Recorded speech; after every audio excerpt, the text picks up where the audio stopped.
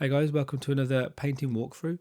Um, this painting was actually quite an interesting one for me because it really taught me a little bit more about understanding composition. Here you can see I'm just using my rough oil brush here just to paint in some general shapes for the composition. I had this idea of recreating the alleyway. One thing I decided to do was look back at one of my old sort of early paintings, which I really liked, which was the Neon Alley Cat. And I really like the composition, and I don't think I've ever quite managed to mimic that. So I went and did a bit of research, looked at a lot of other paintings that kind of had this cyberpunk alleyway kind of feel, and then I came back and I thought, right, let's go with this idea.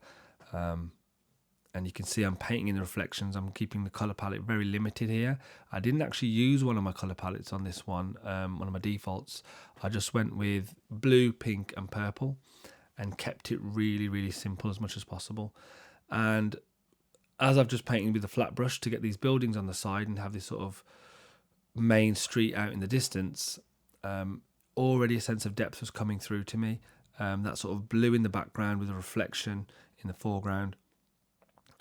It sort of really started to gel together.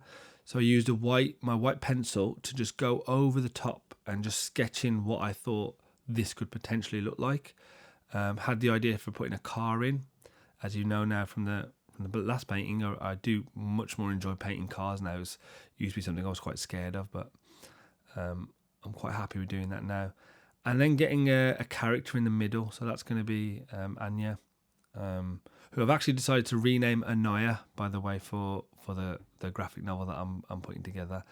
I've been busy putting the story together for that, so do watch out for updates on that. So decided to sort of sketch out what I thought would work, and I really started to get a sense of this sort of back alley, very sort of in some ways quite grim, some ways quite dark. But there's still going to be some technology involved here. So there's going to be some neon lights, there's going to be some floodlights, there's going to be like a back door there, and there's going to be a few other little bits and bobs, maybe panels and things like that you're going to see. That gives a bit more detail, not just a very simple alley of just brickwork. So you can see using the flat brush now just to build up detail, which something I learned from the last painting was using that flat brush over and over again. Having a variance in the hue and the brightness and the saturation really starts to build a sense of depth.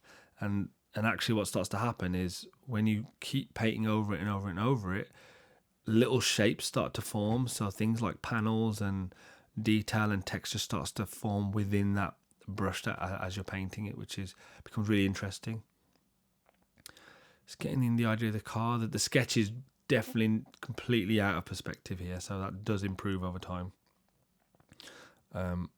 As I start painting, almost immediately realise that the perspective is wrong, so I start rejigging it really a little bit. I've said this before, but I really do feel that the closest comparison really for digital art, at least in the way I paint, is sculpture, because you never sort of fixed on what you've done. You can always go in and remold it, and you can look at what you've done and then reshape it, and that's kind of how I feel. And anytime I've done a bit of sculpting, I've not done a lot in my lifetime, done a little bit, but it does have the same kind of feel, and you kind of see things and shapes in there, and you can start working and molding and cutting for it to work. So here I'm just playing with how light comes in, how light is coming into this alleyway. You can see it's got a lot darker now with that background of the main street being really, really bright. So that's where most of the light source is coming from. And it's kind of got this wet puddle ground sort of reflecting in the middle. Just spending a bit more time on this car now, which is interesting because I got to this point, kind of around this point in the painting, and I was really, really happy with it. And I wasn't sure how abstract I wanted to make it. I could have gone two ways, really. I could have gone with kind of just adding a tiny bit more detail to this and leaving it. But what I ended up doing was actually spending a lot more time on it and really reworking a lot of elements for it to really work. But I think either way, at this point, you get an impression of what is going on. And that's kind of what I aspire to do. It's not quite there yet, but I think you're starting to get an impression of what's happening. The story is starting to come through without really much need for a lot of other detail. So you can see I'm using that flat brush. I've just angled the flat brush a little bit as well to get those nooks and crannies of the building in for this particular composition, because we're looking down the middle of the alleyway, so these buildings are on their side. So the moment you angle the brush, it actually starts to really shape the buildings. I used the shift key quite a bit as well to get those straight lines right up and down the buildings, to give a bit more texture. So I'd get the highlight, or I'd get like a darker color, one or the other, and I'd just use the shift key and just stroke all the way up, and that would just keep that line really nice and straight for me. It's almost like it's equivalent of using a ruler, essentially. I think if I was painting this in real life, I probably would use a ruler just to keep that line really, really nice and straight for architecture. Adding a lot of depth now to the road in the foreground, and then just getting bits of reflection of these buildings here as well. Using a blending mode just to make the reflection pop a little bit, so you can see some of the purples are really starting to glow now. Again, just adding much more detail here. Thinking about the highlights, again, just like my last painting, I started with the much darker colours, and now I'm looking at where the highlights from that sort of source light from the back, from the main street, is coming in and where it's hitting the buildings. And then that allows me to think about, well, where are some of these sort of maybe smaller neon lights that are going to happen within the sides of these buildings? Where are they coming from? And making sure it's not over the top. Speaking of over the top, I think one of the mistakes I made here was I made those sort of lights in the background way too prominent, so they needed dulling down quite a bit. But I think it actually added quite a nice touch to it, to the composition.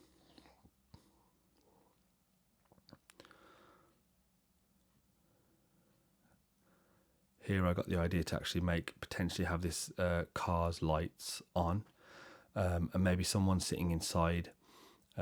It starts off, actually, this painting starts off of the car being very misty and quite rough.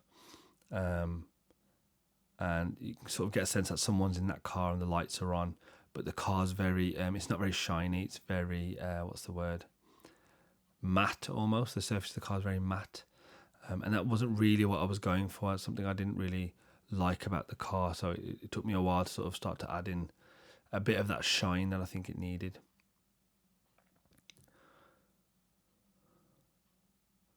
So add a bit more detail, understanding where the light's coming from. So one thing I do a little bit later is I flip the canvas, and I actually realise that car is still a bit wonky. There's something about the bonnet that looks off perspective. It's almost like it's twisted or broken. So I do perfect that later. What I do like about the style of the car, though, is it feels very Back to the Future-y. So it's kind of futuristic, but in a retro fashion, almost like what they thought a futuristic car would look like in the 80s. So you can see here I'm starting to redraw the character now. So I got rid of the old one and just started to redraw her character. There's something about the position. It gave me an idea of what the character would look like and where she would go, but it needed a sort of a fresh overhaul. And I got this idea. Originally it was supposed to be her holding a bag over her back, but it looked a bit complicated to be able to get that across, so I came up with the idea of her holding a helmet instead.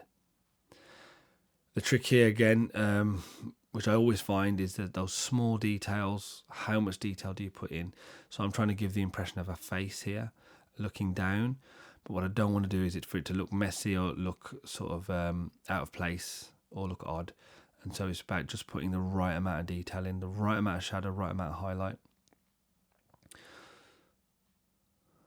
Something I found quite tricky was actually getting the perspective and position right, because she's midway through a walk, and you can see me there flipping the canvas and noticing what works and what doesn't. Start to add in some skin tones now. Quite a bit of shading, quite a bit of depth, and getting the colour of the jacket there. Adding in a few bits of highlights on the sides of the buildings, just experimenting really with what could make this look good, what could make it look a bit over the top, and just finding a happy medium. You can see I'm starting to add some of those reflections from the buildings now into the car's window, and that's instantly giving you a sense that at least something is shining. It's not having that quite so matte look anymore. And then adding in some highlights over the top of the car using the blending mode, and then just scribbling out where I think the highlights would remain and where they should disappear. And you can see I'm adding highlights on the edges because that's where the highlights reflect the most on a car. It's as it turns around a corner, as the material sort of bends, that's where it reflects the light the most. So that was what I was working on there. Adding a bit more detail into the character. Getting the colours right, really, because what is quite tricky is actually knowing that the colours that I'm using are purples and blues and pinks, but then the character's got a lot of white on her, and then she's got, you know, skin tones, and then she's got bluish teal hair. Where do you stop in terms of how much of the surrounding light and colour should actually be reflected in what you paint her in? And so that was quite a difficulty because at the moment her jacket's looking a little far too white to be in a street that's just got so much purple light. And so it was just about finding a balance there.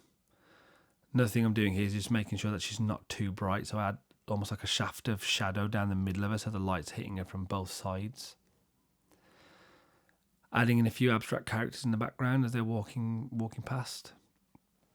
So there you can see I only used those colours in the background so they blend in to the distance. What you don't want to do with those characters is actually be able to visibly see the colours of their clothes and skin tones because there's just be far too much detail. You just need an impression of them.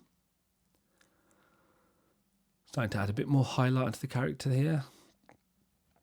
Getting that shine. It was a tricky one, this, because I think for the final piece I do really like this piece, but I did think I added a bit too much detail on the main character, which I'm not too satisfied with. Experimenting with some more lights in the background. I did realise eventually though that, you know, I'd gone a bit too far and it just needed to be very simple in that background, so I brought the lights into the foreground a little bit. And it actually worked for the reflections.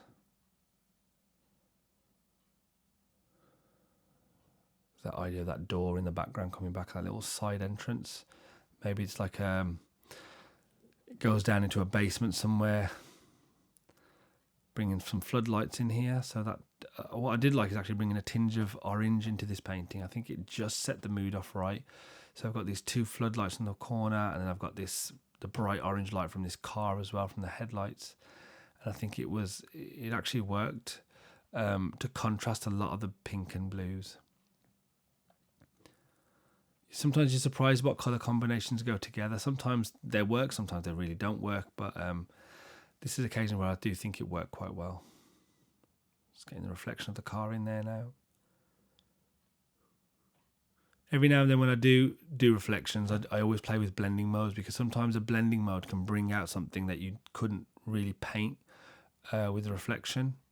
Or make certain parts of the colour pop, particularly when you use those colour dodge or screen blending modes. For the reflection of the character, and if you noticed earlier, I would have just, all I did was cut out the character and then flip it round to mimic it like a reflection. There you saw I cut out the front of the car because it wasn't looking quite right after flipping the canvas. So I cut it out and then reshaped it a little bit. Adding a bit more sort of detail to the bonnet there as well. I actually saw a Mercedes as I was driving home, and I was like, right, that's what I'm going to do. I'm going to add this little bit of a sort of a bulge in the front of the bonnet, as it were. You can see me experimenting with colour lookup tables, seeing if I've got the colours right, adding a bit more mist, which I think starts to work, playing with the hues, the colours, and then taking it into camera raw, adding texture, adding sharpness,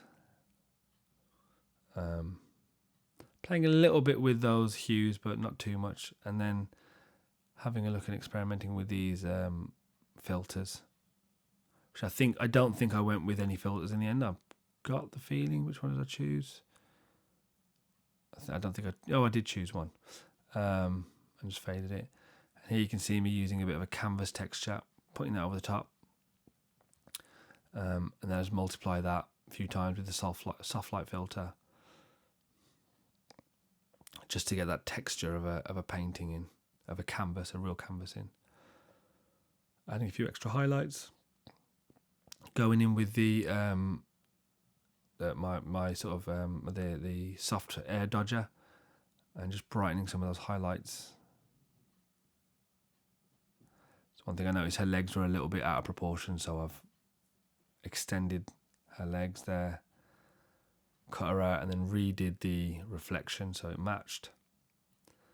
So one thing you got to get right is proportions, because sometimes when you get a human's proportions wrong, they really stand out to people when they look at it. Sometimes it's the first thing they see that something's out of proportion, and then they don't really want to look at the rest of the painting because it's sort of out of whack. Messing around with the reflection, I actually added a bit of a filter there, a ripple filter, to make the reflection look a bit more believable. Again, going in with that dodger brush, just softening the lights and making them glow. A bit more interesting there. And just tiny little details to finish off with.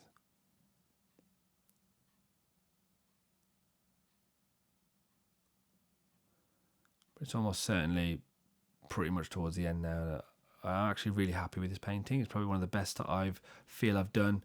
I think the composition is the bit that works the most, the storytelling, and I'm really happy with taking this style forward into the graphic novel as well. So thanks for watching, and I'll catch you on the next one.